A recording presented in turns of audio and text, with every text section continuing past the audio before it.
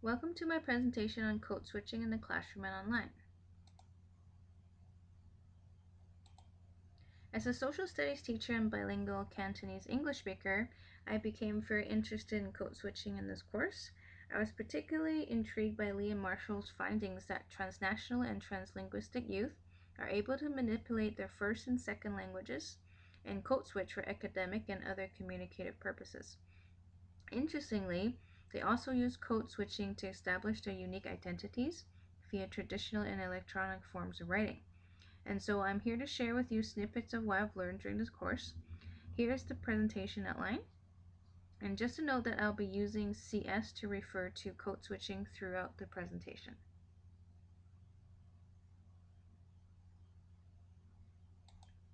So what is code switching? When we talk about code switching, we're referring to the altered use of two or more languages by multilingual users in the same conversation. It is also known as translanguaging, which is similar to CS but without diglossic functional separations. Another term that you may come across is heteroglossia. Bailey contends that we need to look at every utterance and appreciate the traces of social, political, and historical forces that have shaped it. This is also applicable to the CS practices we'll be talking about today. In the middle here, you see an excerpt taken from Lam's study on e-text making practices of Chinese English bilingual teenagers from Hong Kong who are now living in the US. The dialogue contains great examples of CS and the teens' multilinguistic knowledge.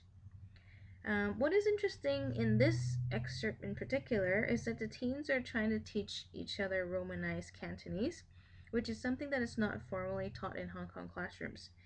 Teens are using the knowledge of Romanized Cantonese spellings of their own names and street signs that they have seen in Hong Kong to form what they call Hong Konger speech. This is also a good example of teens' use of code switching to create their unique identities. So you can see here NGO, which is pronounced ngo, as in me in English. The teens are also using English texting abbreviations like GF, which means girlfriend. The ma here is actually a Cantonese inflection for questioning. It does not mean mother. And they also use emoticons here as well.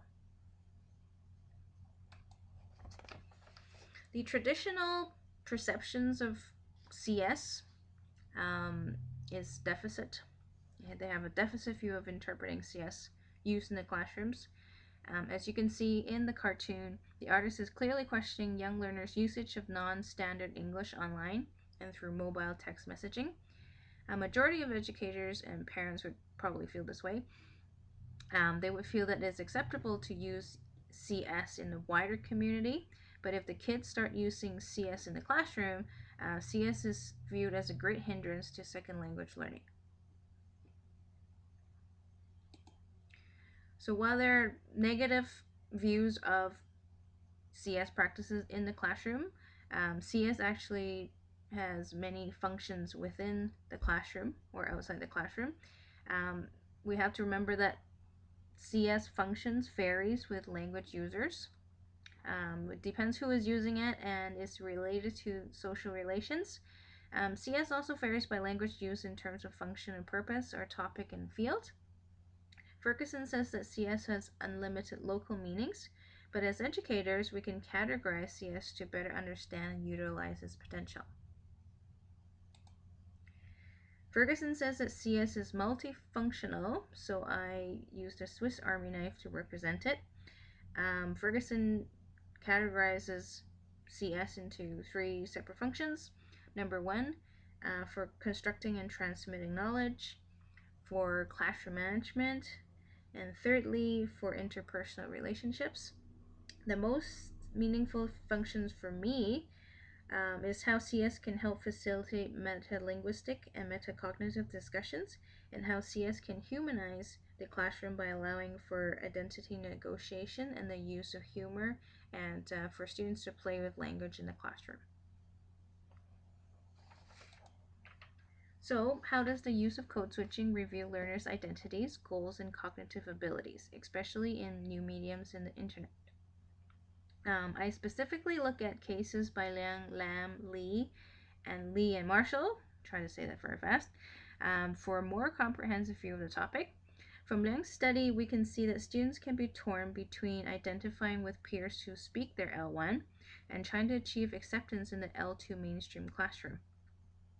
Also, we should acknowledge the possible struggles that students have with competing multiple investments in language and identity.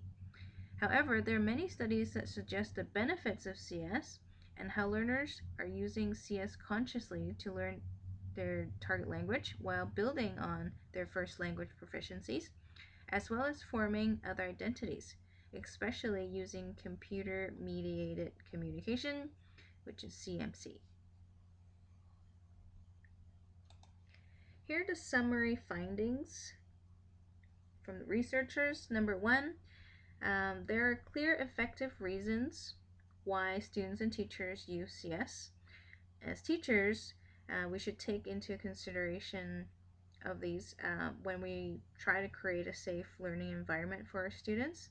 We can use the ESL students' CS for learning language and content. Number two, learners are also quite aware of what type and style of language to use in various contexts. For example, ESL students will use formal English for academic purposes and use English to initiate new relationships with peers of the same ethnicity before deciding to code switch or not. ESL students also exercise autonomy in using CS and their first language because they felt they could be more expressive.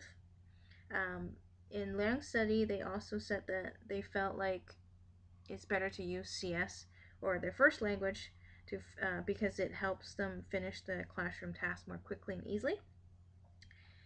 Lastly, learners also may seek out environments where they can practice their first and second languages or concurrently to create distinctive languages of their own and, of course, their own unique identities.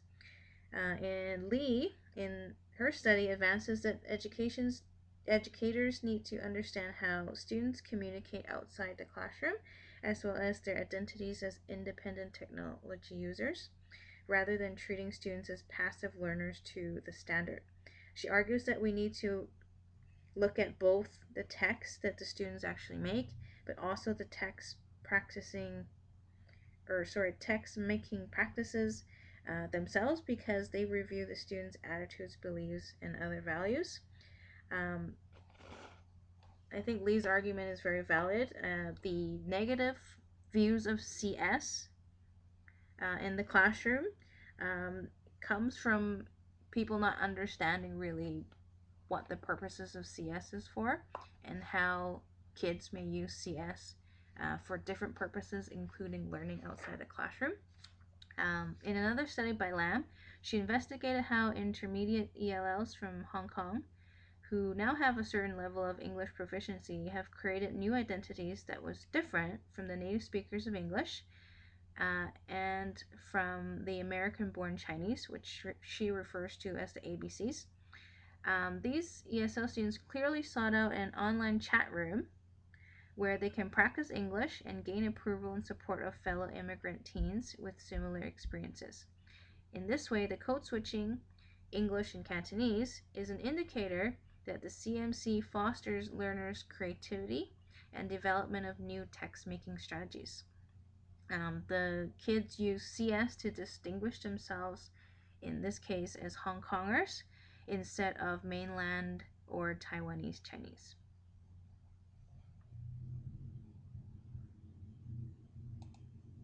So, what are the teaching implications of CS? I'll be highlighting these as well as talking about flexible bilingualism as an instructional strategy. Number one, we should be reminded of new ways of thinking of learning outside the formal classroom.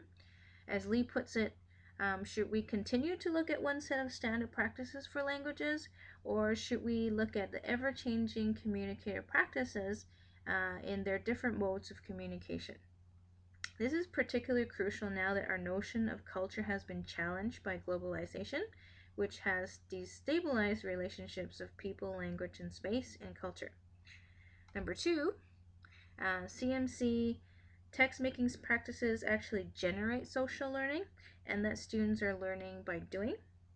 Number three, we see the power of CMC activities and young people's abilities. Um, Young people can clearly create and change their own literary practices based on existing knowledge that is situated in a broader cultural context.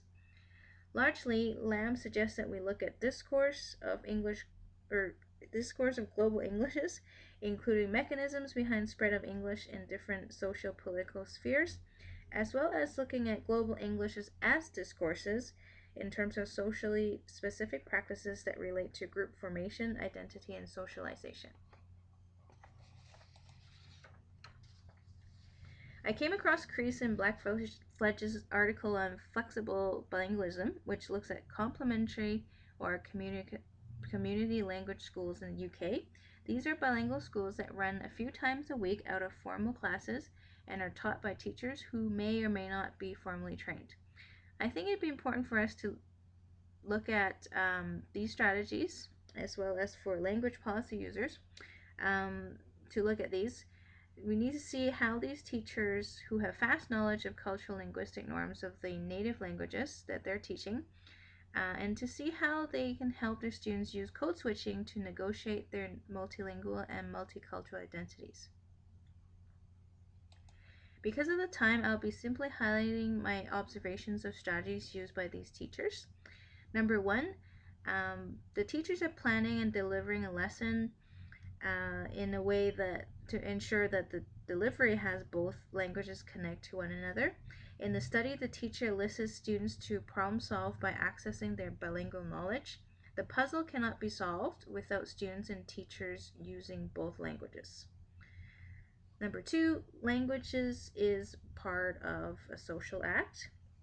Both teachers and students use CS to form relationships, to find humor in learning by creating bilingual jokes. They also demonstrate their knowledge and assert their authority. Thirdly, we do not we do need to recognize not do not we do need to recognize that the CS and translanguaging is messy business because it's likely we'll be working with learners with varied bilingual proficiencies, and so there will be more interruptions in the flow of the lesson. And teachers will need to increase mediation and decide which form of CS to employ at what time.